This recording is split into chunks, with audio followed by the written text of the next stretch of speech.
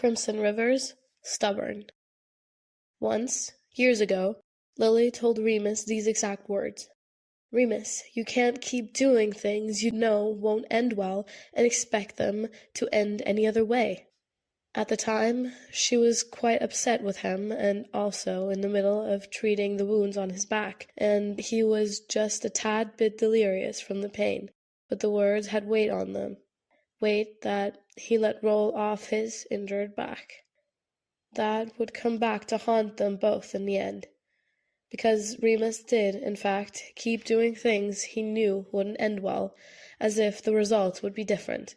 And they never were. Well, until they were. Different results didn't mean better, though, which he learned the hard way, blood under his nails and Lily's desperate gasps for air ringing in his ears. You'd think, after all that, he wouldn't make the same mistake. Remus knows that this, with Sirius, isn't going to end well. Not really. At the very least, they're both going to get very hurt, and that's genuinely the bare minimum of what they can expect. There's also a very real risk of being tortured or killed, or both, or worse. It's actually foolish of them to be doing what they're doing, what they've been doing from the start, and nothing can really come of it. It's not proper, and Remus shouldn't. As established, Remus is not good at being proper or doing what he should. He never has been. Sirius looks rough when he comes into the kitchen, like he didn't get much sleep. Remus hates that he couldn't stay with him last night. Eventually, he did have to return to his cell, which left Sirius alone with literally so much stress that Remus can hardly fathom it himself. It's visibly weighing on him, leaving him with exhaustion in the lines of his face and a slumped slope to his shoulders. Even still, Sirius comes to a screeching halt, a spark entering his eyes when he sees Remus, and he breathes out, "Oh, hi." "Hi," Remus replies, lips twitching. "Are you hungry?" "Not at all," Sirius admits. Remus hums. "Too bad. You hardly ate yesterday, or the day before that, and I've already made breakfast. Sit."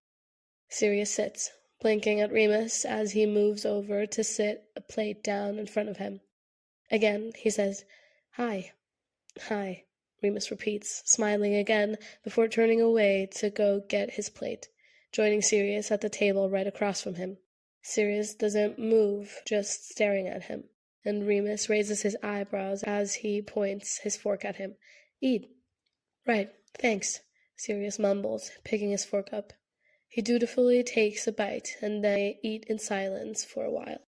Remus is just glad he is eating, so he doesn't plan to interrupt. Sirius does eventually. You didn't wake me up." "I do recall being told I wasn't an alarm clock," Remus says lightly, and Sirius smiles weakly. "I thought I'd let you sleep in without disturbing you, and you needed breakfast." "We could have made breakfast together," Sirius points out, almost petulant about it. He heaves a sigh and puts his fork down when Remus stares at him. Obviously you don't have to do anything, and you're not an alarm clock, but I won't lie and say I didn't like waking up to you. I don't want..." He halts and swallows. "I'm going to be busy a lot over the next few days, and I won't be here very much, so if you want the same thing, and you're okay with it, I'd like to spend as much time with you as I can." Remus takes that in for a long moment, then nods. "I get that. I was just hoping you were getting some sleep, honestly." "Not really," Sirius murmurs. "Not good sleep, in any case." "What's your plans for the day?" Remus asks. Sirius grimaces. "I have to meet with other various mentors, sponsors, and game makers for the daily watch party. It's where I'll be trying to make Regulus and James's time in the arena less difficult. I won't be able to, I have to act like I'm just all right with everything, so it's going to be fucking awful. I'll be out all day, most likely, then make it back here in the evening." "Will they still be airing the games when you make it back?" "Yes, I'll continue to watch it here." "Right," Remus purses his lips. "Well, I'll be here cleaning and cooking, so you have something to eat when you get back. Then we'll watch together, yeah? And you won't have to pretend to be all right with me. You don't have to. I know, but I want to. It's all a part of taking care of you, remember? And as for the chores, I don't have much else to do while I'm here. Are you going to watch the games too? Sirius asks. While I'm gone, I mean. Remus nods. I thought I would, yeah. I'm not supposed to, and I usually don't care to, but it's James and Regulus. Yeah, Sirius agrees softly, looking down at his plate with a tiny frown. Remus nudges his foot forward to knock it into Sirius's, then gestures to the food with a fork when Sirius glances up. Sirius starts eating again, and they're quiet for a long while. They don't speak for the rest of the meal, and Sirius only manages to eat half before he gives up. Remus stands, grabbing his plate and leaning forward to scoop up Sirius's. He moves away to combine the food on both plates onto one, keeping it stored so he can eat it for lunch.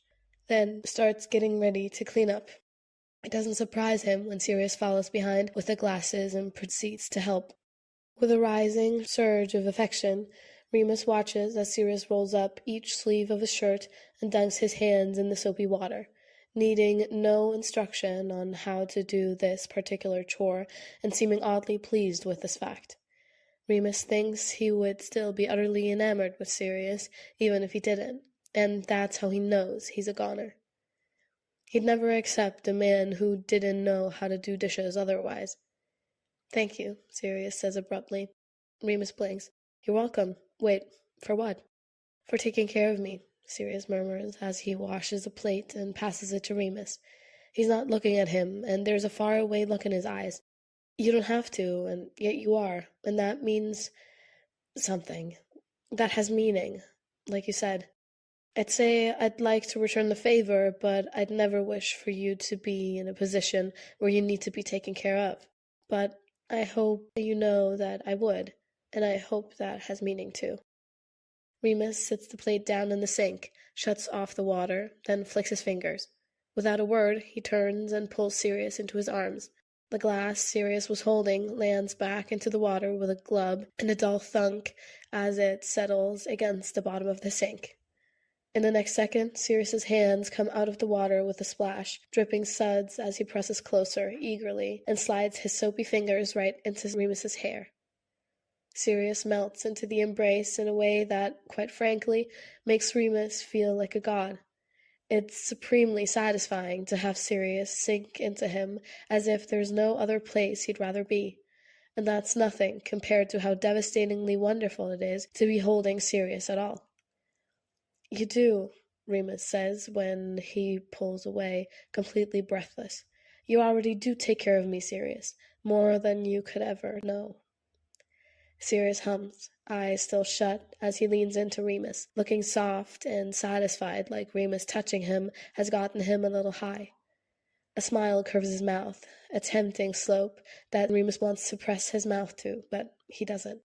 He refrains somehow and settles for pressing a quick, fleeting kiss to Sirius's temple, far too tender to be anything other than a big, flashing sign for how he feels about Sirius.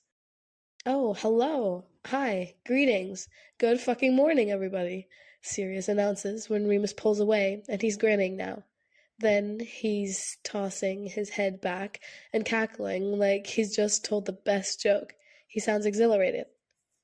Stop it, Remus says, amused. He gives Sirius a little push. Go get changed. The dishes. I can do the dishes, Sirius. It's fine. I'll help you, then go change, Sirius says anyway, then bites his lip as he gazes at Remus in amusement. I got suds in your hair, Remus. Let me just... Somehow, Sirius's hands in his hair lead to them laughing quietly together, playful and happy, and it takes them a while to actually finish the dishes. Regulus jerks awake to the feeling of something cold and strange sliding around his throat. He freezes as he peels his eyes open, and in the dark hollow of the tree, he can only just make out something moving along the length of his arm. He has a sneaking suspicion that he knows what it is. Because it is what it is. Regulus can't be blamed for how he responds. In the next second, he's flailing as he launches himself outside of the trunk of the tree, hitting the ground and frantically yanking the snake from around his throat before it can complete a full circuit and strangle him. He scrambles up when it hits the ground in front of him, hissing and curling up stiffly. And then it tries to strike, and, well, the strike never lands. Regulus has already snapped his hand out, sending his dagger flying into the snake, where it proceeds to pin it to the ground. The snake writhes under the blade, and Regulus stumbles back, breathing hard. He turns his head away, face scrunching as he avoids watching it die, feeling his stomach churn. A few minutes pass with Regulus just standing there, breathing, his fingers touching his throat. A snake. They nearly killed him with a fucking snake. Sirius wasn't joking about them punishing him. No doubt a gift from Horace Slughorn himself, in exchange for his haircut. Regulus scowls and proceeds to flip off the sky, then quickly stops when he realizes that the game makers could, in fact, set loose 1,000 snakes on him at the moment. Exhaling shakily and still trembling a bit from the leftover adrenaline, Regulus runs his hands through his hair and looks around warily. It's morning, but not too early by the sunshine that pours through the gaps in the trees, and it's no longer cold. It's as if it wasn't freezing last night at all, and instead it's warm and sunny, almost cheerfully so. There's a theory that Regulus wants to put to the test, but he'll do that later. For now, the most important thing he needs to focus on is getting water and food. His supplies have a few options for nourishment, but he doesn't want to eat those until he has no other option. With a grimace, he looks at the snake, which is now dead. Well, it's an option. Vanity makes it to morning, much to James's relief. It starts warming up when the sun appears again, and Vanity finally stops shivering and gets some color back in her cheeks. She even gets hot when she sits too close to the fire for too long. They keep the fire going for a bit, boiling some water to help with their thirst. It's not a short process, considering they're using flat, curved stones that barely hold a swallow for each of them, but it's better than no water at all, and just drinking the water that trickles down the cave walls is a very bad idea. Sirius told them not to drink water without boiling it unless they could see the source of where it comes from. James is admittedly hungry, and Sirius was right to say that he was going to wish he had eaten more, because he really does. He also wishes he'd enjoyed his last meal, but there's nothing to be done about that now. They've talked about setting up traps to catch something to eat, which James isn't really thrilled about, but there's nothing to be done about that either. They need to eat, so Peter and James both know how to make traps, seeing as they both learned it in the survival portion of the training room, but Vanity never left the bug station to learn how. It makes James anxious, honestly, and he insists that she let Peter teach her. But I don't want to know how to kill little bunnies and cute squirrels, Vanity tells him, horrified. Yeah, it's not my favorite party trick either, Vanity, but we could easily die of starvation, James replies apologetically, lips curling up when she wrinkles her nose. It could be a while before anything is caught, so you two need to get traps set up as soon as possible. You're not helping? Peter asks curiously, without accusation or judgment, like he already knows that James would help if he didn't have a reason not to. James sighs and passes Vanity the rock for the third and last rotation of water. No, I have to go, but I'll be back. James, I don't think leaving is a good idea, Vanity comments with a frown. We're safe here.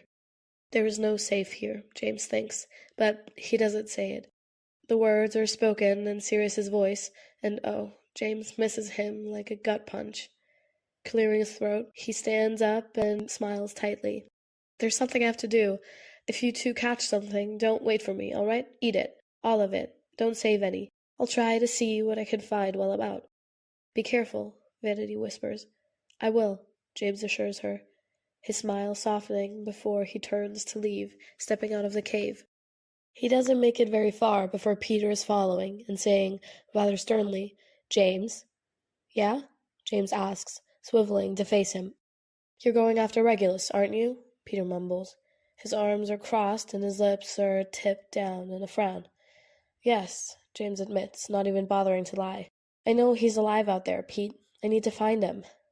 You can't actually expect to find him in one day, Peter says, looking incredulous. James, you could be killed out there. You have no weapons or anything. I know, but I have to, James insists. It may take longer than one day, you're right. You'll freeze to death at night if you're alone. You start a fire outside the cave, and that will draw people right to you. Peter, if you leave, you're going to die, Peter snaps. Is he worth that? James just stares at him and says, Yes. For fuck's sake! Peter drags a wary hand over his face and heaves a sigh. Look, stop thinking with your cock for a moment, yeah? Just have you considered how stupid it is? Not just for you, but for the rest of us. Me? Vanity? Excuse me? James blurts out, startled. Peter narrows his eyes. James, you know Regulus is a target. The Death Eaters want him, and they will search every inch of this arena to find him. If you bring him back here, you're going to bring them right to our doorstep. So what? I'm supposed to just leave him out there all alone? James retorts sharply. Yes, Peter hisses. This is the Hunger Games. It's not a fucking retreat in the forest. I am willing to bet anything that the Death Eaters are hunting Regulus as we speak. And as long as they're doing that, they're not coming for us. I say, you might want to stop before you say anything more, James cuts in coldly, and Peter snaps his mouth shut. I understand that you're scared and worried, and so am I, but I'm not changing my mind. I'm going to find him. So his life is more important to you than mine, than Vanity's? Peter challenges. James swallows and rasps, I didn't say that. You didn't have to, Peter replies harshly. James looks away, a deep sigh escaping him. It's not about weighing lives, not to him. He knows realistically that only one person can make it home, and since he's already decided that he's going to do everything to make sure that person is Regulus, well, that makes taking care of others who also want to survive much more difficult. He shakes his head and looks at Peter helplessly. I need to go. You're blinded by your feelings for him, Peter announces with something like resignation, and that's going to get you killed. Oh, you have no idea how aware of that I am, James thinks, because that always was the plan, wasn't it? I don't like it because I like you. I want you to be all right, James. I want you to be safe, and I don't want to do this alone. Vanity needs us both. You and Vanity will be safe here until I get back. You're right. I don't know when that will be or what it will take, but I will eventually come back, James promises. You can't do that if you're dead, Peter whispers, his eyes wide. I really don't want you to die. You're my friend, and I understand that Regulus is important to you, I really do, but I'm worried, all right? Do you not want Pete to come back then? James asks, holding his gaze. Peter frowns, then shakes his head. No, James, that's not what I was saying, he deflates a little, swallowing hard and looking at James as if he's already mourning him. In the end, all he says is, just be careful, yeah? Yeah, James mumbles. You too, Pete. Regulus hasn't had anything to drink in over 24 hours, which doesn't sound too bad until it's taken into consideration just how active he's been in the last 24 hours. The running, the swinging, the freezing. It's all taken a toll already, so quickly, and he isn't really letting himself rest. As sore and exhausted and dehydrated as he is, Regulus wastes no time in trying to find a source of water.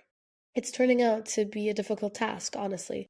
He's just very careful today, staying silent and watchful wherever he goes, never lingering in one place for too long.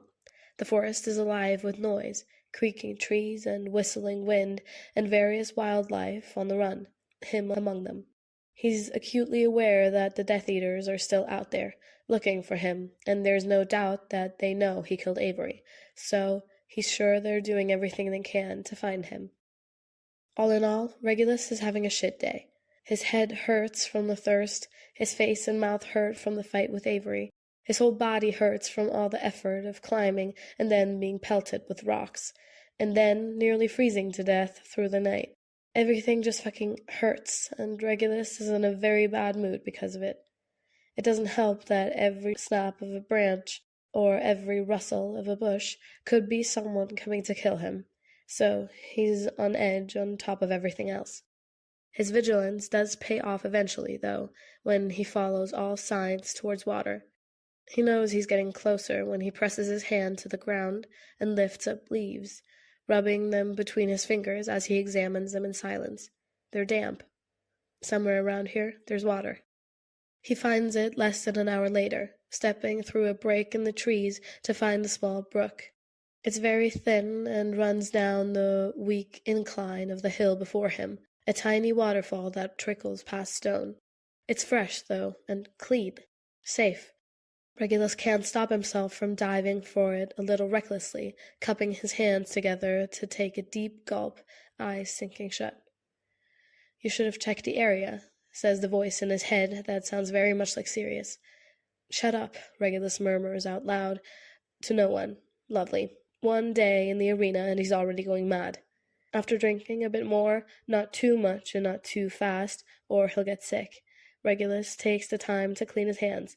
Properly clean them, getting under his nails and between the wrinkles on his knuckles. Still, if he unfocuses his eyes, he can see flashes of Avery's blood stained on them.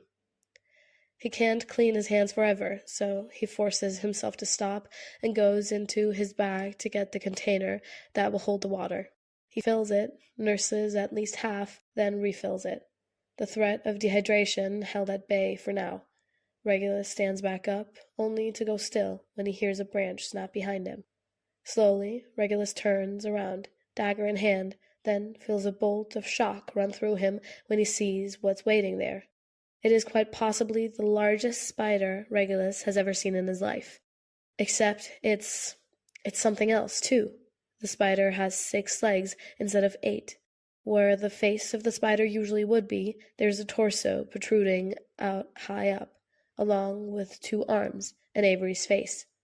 It's like a centaur, if instead of the bottom half being a horse, it's a fucking spider. Oh, and Avery's face is practically split in half with deadly pincers that click in blatant threat, his eyes black and gleaming. "You've got to be fucking joking," Regulus hisses under his breath, utterly appalled. He knew the game makers were sick, and it's not like he's going to be the first in line to say Avery wasn't a shit person, but to disrespect the dead like this, to make them out to be a caricature of themselves, and also, why the fuck can't Regulus catch a break? Regulus can understand that they're using the visage of Avery to unnerve him, but frankly, a spider the size of a fucking bear should have done the trick. He could do without the extra threats, thanks. The Avery spider thing sways forward, the legs shuffling in a frankly creepy way, and the pincers click yet again in an ominous pattern. It's still not lunging, so Regulus tries to think of what the best route is in this situation. Fight? He can throw his daggers, sure, but attacking head-on will get his head bitten off, and he knows it. Run? He won't be able to run quietly with this thing fucking chasing him, and it's going to draw attention at some point, unless he can get away in time. Climb? Oh, he fucking hates climbing, and can spiders climb? He is not about to put that theory to test. Who does he look like? Evan? No. So running it is. Brilliant. With a deep breath, Regulus turns and he runs. James has located berries. Safe berries. Which he knows for sure because he learned about them in the training room. He's still cautious, just to be safe, pressing a berry to his lips, waiting a few minutes, then to his tongue, waiting another few minutes. And when nothing tingles or stings or goes numb, he trusts the berries enough to eat one. When, after a few minutes of nothing going wrong, James gathers more to eat. It's not exactly a full meal, but it's better than nothing, and he's had a whole lot of nothing to be sure about that. He eats a few handfuls until the throbbing in his temples subsides, then takes another handful with him to pick over as he carries on. He's been walking for a long time now, making his way towards the murder river and cave everyone started at. Maybe the river has dried up now, and if no one is around, it would be a good idea to get some supplies and weapons for himself, but also Peter and Vanity. Besides, when you're a target, having ways to defend yourself is crucial, and James seriously doubts Regulus would go too far from it without at least one dagger. James himself is lugging around the sturdiest stick he could find on his travels. He doesn't particularly want to use it, but it's dense and strong enough to damage if he has to. Boom! The sound of a cannon going off startles James enough that he drops his berries, his head snapping up as his heart starts to race. Again, his first thought, immediately, Regulus. A moment later, there is a shrill, high-pitched shriek in the distance that makes his blood turn to ice. Before James realizes what he's doing, he's running right toward it at full tilt without a second thought. That scream was one of pure distress, nothing short of abject terror ringing through the trees. Something is wrong, really wrong. James doesn't know how long he's crashing through the forest before he realizes someone is crashing right back toward him, running in his direction like their life depends on it. He makes out that, no, there is the sound of 2 sets of footsteps, which is confirmed a moment later when he collides with 2 people so hard that they all go rolling. Fuck, fuck, fuck! Run! Wait, Irene! There's a groan, and James picks his head up to see Irene scrambling to her feet, frantically patting herself all over her body and looking close to tears. Matthias is working their way to their feet, face scrunched into a grimace as they cut their side. There's a gash under their fingers, looking rough but not fatal, sort of just like they were scraped against a tree. Matthias, Irene chokes out. What the fuck? What the fuck was that? Did you see what the giant fucking spider Avery turned into? Yeah, Matthias bursts out. Yeah, I saw it, but I don't think it was chasing us, Irene. Look, it's gone, see? Irene releases a whimper and gives a full-body shudder, still swiping at her arms. Oh, I hate spiders. Hate them so much. It was so big. It was so... James clears his throat. Oh, hi, James, Matthias greets, sounding winded. Avery turned into a spider? James asks, confused. I thought Avery was dead. Died last night, didn't he? Oh, he's definitely dead, Irene spits out in revulsion. The spider is Hallowmade, James. One of their creepy fucking creations. So it's like the top half is Avery and the bottom half is a spider. And it has these pinchers. It's so bad. You have no idea. It just ripped someone's head off. Who? James demands. Whose head? No idea. Some girl, Irene says. Nearly got to me next, Matthias mutters, warily gesturing to their side with a wince. But it's after... Irene stops and looks at James, falling silent as she meets his eyes. The look on her face makes dread settle into his stomach immediately. James. The spider, James croaks. Who is it after? Matthias exhales deeply and shares a look with Irene. And then they hold up a hand like they're trying to keep James calm. It was really unfortunate timing, honestly. Irene and I were just running back after checking the river. It's still there, by the way, Irene mutters. Which doesn't make sense, because he had... Matthias glances at Irene, eyebrows raised. You saw it, didn't you? I saw, Irene confirms. Saw what? James asks, desperately. Irene clears her throat. Well, we were running back when, out of nowhere, Regulus comes sprinting right past us, like... Regulus? You saw Regulus? Is he... James, shush, I'm getting there. Well, talk faster, James bursts out. He came rushing past us like something was chasing him, Matthias picks up where Irene left off. It happened so fast, and then this girl comes sprinting right across from us, just the wrong place at the wrong time, and the spider literally ripped her head off right in front of us. Irene screamed. Regulus was still just running, and then the spider lunged at me next. I jumped out of the way in time, but scraped myself on a tree pretty badly.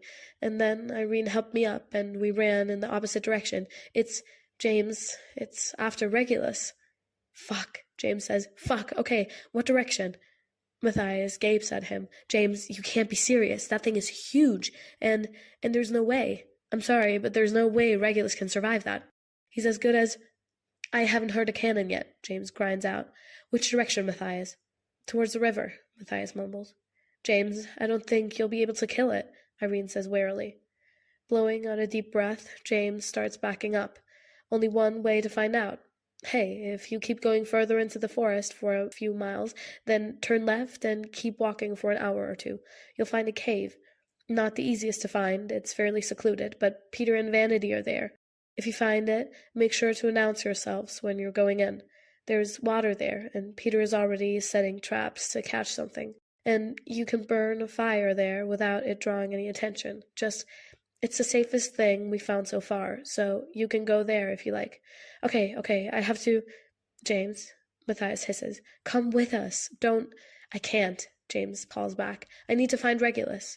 Irene makes a sound of frustration. You're going to get yourself killed. James doesn't bother sticking around long enough to explain that that was technically the plan from the beginning anyway. Fuck, shit, fuck, Regulus thinks as he runs faster than he ever has in his life, possibly. He can hear it behind him, the scuttle of legs clambering over the forest floor, and it's fucking horrifying. It's getting too close, and Regulus is going to die. Fuck, Regulus bursts out, fully just pissed off at this point. He swivels around and throws his dagger with all his might, grunting as he stumbles from the force. It's not an ideal situation to be aiming in, running and zigzagging past trees sporadically to slow the spider down, but Regulus has good aim anyway. It hits the aviary part directly in the chest, which flings it back with a low hiss. Do spiders hiss? Well, this one does. It hisses as it rolls, the pinchers clicking, and Regulus resumes running. He manages to get some distance this time, and he's instantly relieved when he breaks through the trees circling the original field that they all started in. He doesn't slow down. Instead, he picks up his pace, sprinting right for the river that is no longer iced over. So, his theory is correct. It thaws in the day, and the bridge of ice forms at night, meaning weapons and supplies are only available then. Regulus can hear the spider gaining on him again, especially without any trees to navigate around. Gritting his teeth, Regulus runs straight at the river, chanting, Come on, you fucking... His whole body sways frantically and with no finesse as the spider gets close enough to dart out with its pinchers, only just missing him by a few inches. The river comes closer, so close he could dive right into it, and then Regulus abruptly slams himself down, sliding along the ground in a harsh skid as the spider tries to strike down at him, but the momentum keeps it from moving forward right above him. He splays out onto the ground as the spider goes skittering past, tumbling into the water with a loud splash. Immediately, hands shoot up out of the water to grab onto it and drag it under. On the ground, Regulus slumps on his back, breathing hard, and then he starts laughing. It's either laugh or cry, and so he laughs. It's a hiccuping sort of laugh, and it tapers off fairly quickly as he tries to calm down. Fuck, that was insane. He can barely wrap his head around what just happened. He can't believe it worked. And that was his only shot as it was. So, some part of him had fully expected to die. Not being dead is so much better, frankly. There is something heady and horrible and nausea-inducing about nearly dying, particularly by having your head ripped off by a giant spider mutated with the man you previously killed. It's literally a living nightmare, and Regulus keeps waiting to wake up. He can't wake up because this is reality. How? Fucking how? Blowing out a deep breath, Regulus pushes himself up onto his elbows and squints at the river. He's unfortunately very close to it, so he starts scooting back, not willing to risk it. Once he's far enough away, he stands up and immediately is grateful for the foresight to move away, because he stumbles a bit. The rush of adrenaline is coming down, leaving him shaky and exhausted, but he can't afford to rest right now. He gets his balance and draws out a dagger from his right thigh holster. Great, now Regulus is down a dagger. He huffs and tosses his free hand up, genuinely just agitated with this entire experience. Not that he expected it to be a vacation or anything, but honestly, It's only the second day, and he's already come close to being dead more often than he hasn't. He wonders if the game makers are annoyed that he used their design of the arena to his advantage. Well, they can get fucked if they are. Bastards. Regulus shoots one final glare at the water, then starts jogging back toward the woods, but on the opposite side this time. He knows better than to stick around. All that running and that scream Irene so helpfully released was surely enough to draw attention, and the last thing Regulus needs is more company. It's as he's making it to the other side that he hears a shout in the distance, and Regulus doesn't even stop to find out who it is or what it's about. He just puts on a burst of speed with a groan and keeps moving. Regulus takes a sharp left and sprints for a while, at least until he finds a large gathering of rocks. Very big rocks. Boulders, really. They're all leaning against each other, and Regulus dives behind them, because he needs just one fucking second. If something else is chasing him already, he's going to lose his mind. He has to catch his breath, or he'll die. But if someone catches him while he's doing so, he'll die. Frantically, Regulus hunches down to draw his water from his bag, drinking some of it in between his heaving breaths, doing his absolute best to stay quiet. Just for a second he rests in place, eyes sinking shut, as he leans his head back against the boulder he's crouched behind. His body is so sore, but his heart is slowly, oh so slowly, calming. A cannon abruptly goes off, making him jolt as his eyes snap open. And there's a harsh crack of a stick breaking underfoot. Regulus holds his breath, waiting, ears straining. The whole world seems to go quiet, and he flexes his fingers around his dagger, perched on his toes as he slowly turns his head. There's no water nearby. Regulus knows this, because the leaves are dry. Regulus knows that, because he can hear them crunching as someone moves closer, step after step. Regulus's heart thumps as his jaw clenches, and he slowly and silently eases himself to his feet, eyes narrowing. The person gets closer to the edge of the rocks, too close. Regulus has come too fucking far and done too fucking much to die in the middle of pausing for a drink of water. He's just not doing it. He is not about to die, and he isn't going to run either. One more step. If that person takes one more step, that's the last step they'll ever take. Regulus will make sure of it. James's back thuds against the rock so hard that he loses his breath, and in less than a second there's a blade tucked up under his chin, giving his throat a cold kiss. Regulus looks feral. That's the first thing that James thinks when looking at him. His eyes are sharp to a chaotic point, his pupils shrinking down to a tiny pinprick, the whites of his eyes showing, like a hunted animal lashing out. That's what he looks like right now. His hair is a mess, there's dirt and grass in it, and his cheeks have a bruise blooming under a small cut on it. The corner of his mouth is swollen, his bottom lip split. Frankly, Regulus looks like he's been through hell. He's absolutely gorgeous. Of course he is. James doesn't think there's a state Regulus could be in that he wouldn't find absolutely, unequivocally lovely. Just because it's him. That being acknowledged, James admittedly feels concern more so than appreciation, no matter how beautiful Regulus is, always. James thinks Regulus was going to kill him. No, he knows Regulus was going to kill him, because he was looking into Regulus's eyes and he saw it. Regulus fully intended to kill whoever had found him, no hesitation, and then he realized it was James. He saw James, and he froze like someone pressed the pause button. He's still frozen, not even breathing. It fills James with a sense of mounting dread to think about what has already pushed Regulus to this point, this desperate, ferocious point of defense and survival where murder comes to mind first. A form of self-defense that becomes so normal already, only on the second day, that he's doing it instinctively. There's a shift. Regulus finally exhales, and his fingers flex around the handle of his dagger, which is still poised right against James's throat. Their eyes are locked, and James can feel a tension in the air around them. Something charged, like the whole world is holding its breath to see what Regulus is going to do. James already knows what Regulus is going to do, because he's staring into his eyes, and he can see it. So James smiles and presses forward into the blade until it digs in just a little when he whispers, "You're hesitating, love." "Fuck off," Regulus snaps immediately. "I still could."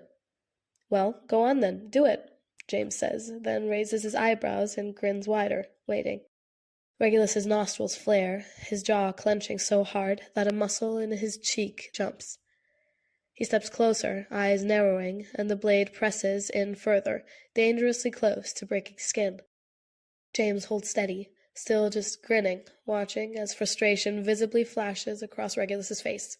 A beat, another beat. Then, with a low, furious sound, Regulus snatches his hand back, taking his dagger with him as he swirls away with a sharp curse. He paces away, then paces right back, pointing a finger at James's face. "I nearly killed you, you fucking idiot!" Regulus scolds, and James doesn't know what makes him angrier, that James nearly died, or that he didn't, because Regulus didn't kill him. He's a complex, complicated man, honestly. "You can't just go up to people like that, James. Not out here. Are you mad? Do you want to die? You could have fucking died."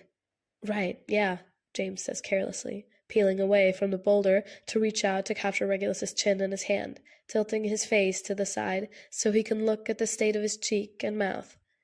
Regulus huffs, scolding as he turns his eyes away, but he doesn't try too terribly hard to pull back. James lifts his hand to brush his fingers along the outside of the bruise. "How did this happen?" "Got into a fight," Regulus murmurs. "With a spider?" "You saw it?" "No," James admits. "I ran into Irene and Matthias on the way to you. They told me, did you lose it?" Regulus snorts weakly. "Yeah, something like that." "Reg?" James raises his eyebrows at him. "It's in the river," Regulus murmurs. "I tricked it into falling in. It's not a problem anymore." James hums and slides his hand down to gently brush his thumb over Regulus's split lip. Regulus doesn't flinch, but James is being very careful. "So, this?" "Got into a fight," Regulus repeats, quieter this time. James flicks his gaze up from Regulus's mouth to his eyes, and Regulus looks back without wavering. "With Avery." "Did you kill him?" James asks softly. Regulus swallows thickly, but his voice is steady when he says, "Yes." "He did this to you?" James mutters, tilting Regulus's face again, and Regulus apparently has had enough, because he rips his chin out of James's grasp and steps back. "Yes, well, you should see the other guy," Regulus says sarcastically, as he stomps over to grab his bag. He fakes a gasp, then his voice goes flat. "Oh, wait, you can't, 'cause he's dead." "Regulus," James murmurs, his voice as gentle as his hands, because he can see past all his sarcasm and mockery. Looking into his eyes, Regulus is brittle. "I don't doubt it was done in self-defense. You didn't—" "Shut up, James, you weren't there," Regulus hisses, grabbing up a canister that he screws the lid back on. "How do you know I didn't chase him down and kill him, huh? You don't." "I do," James replies just as simply. "No, you don't." "Really? Coming from someone who couldn't kill me?" "Avery isn't you," Regulus says sharply, then immediately grimaces as soon as the words fall out of his mouth. He shakes his head and stuffs the canister in his bag, zipping it up and putting it on. "Don't take that like it means something. It doesn't. You're not a stranger. He is. Well, he was."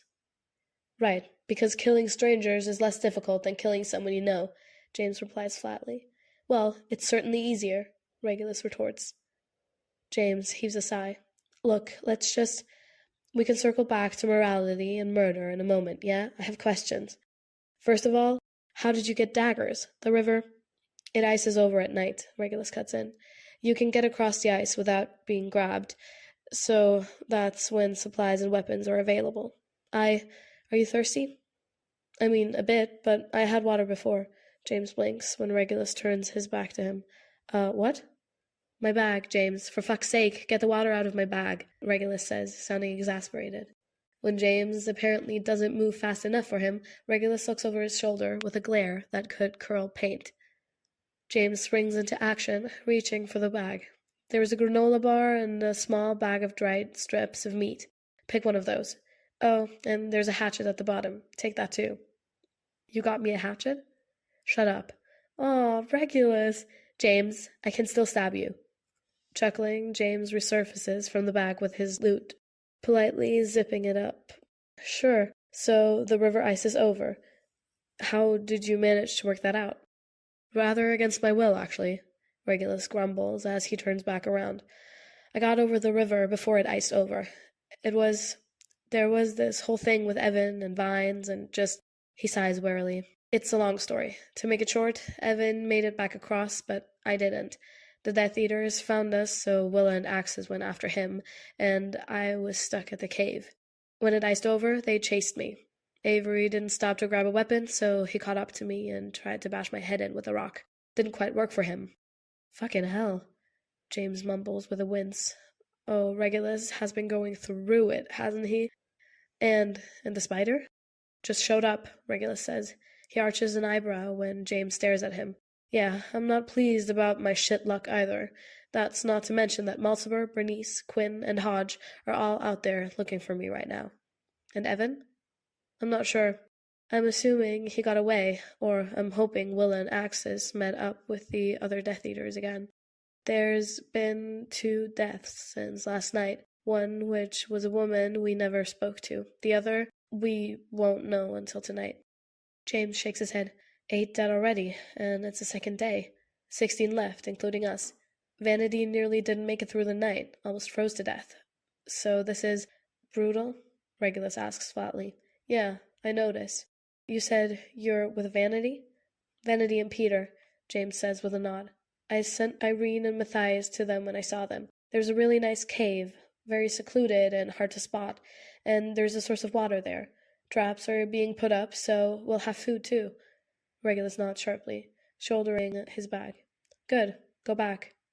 Sure, come on, James replies, reaching out to grab Regulus by the strap of his bag and forcibly tug him along. James, Regulus snaps, smacking his hand off his bag with a scowl.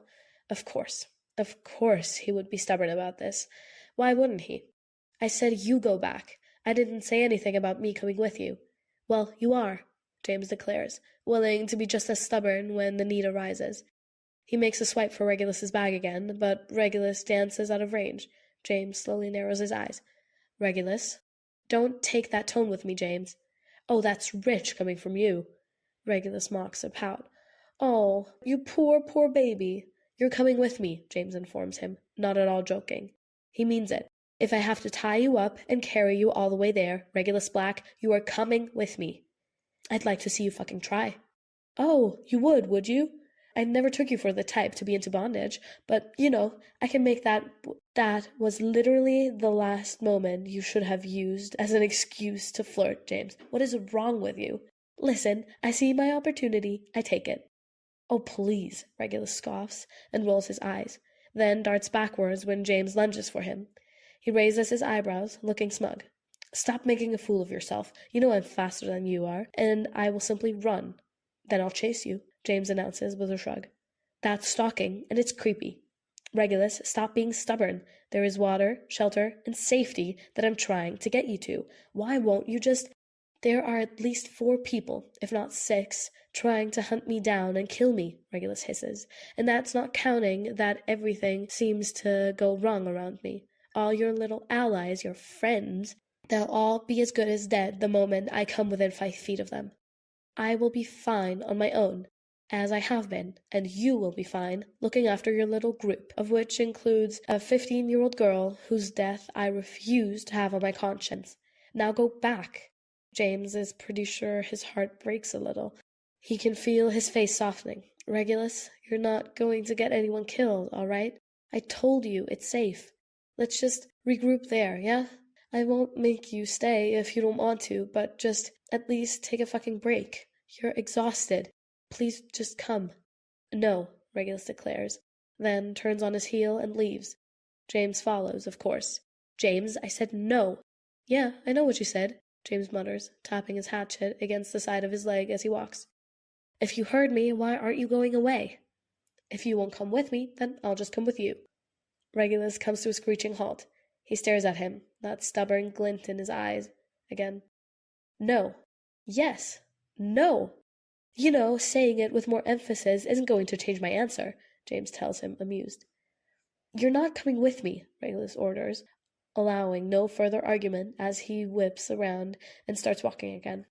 James follows yet again, because of course he does. He can be stubborn too, and he just found Regulus. He's not about to leave him now, not for anything. He's staying with him all the way until the end. No matter what it takes, his goal is still the same. It's not changing for anything. Regulus ignores him for a few minutes, then predictably gets agitated enough that he swings back around, and then he has his dagger to James's throat again, in a clear warning. James doesn't even flinch, and really, it's sort of cute that Regulus actually thinks the threat of death could keep him away. "I'm not leaving you," James declares, honestly, holding his gaze. "You'll have to kill me." Regulus inhales sharply. James touches his tongue to his top lip, then feels his lips tug up into a smirk. "So, what's it going to be?"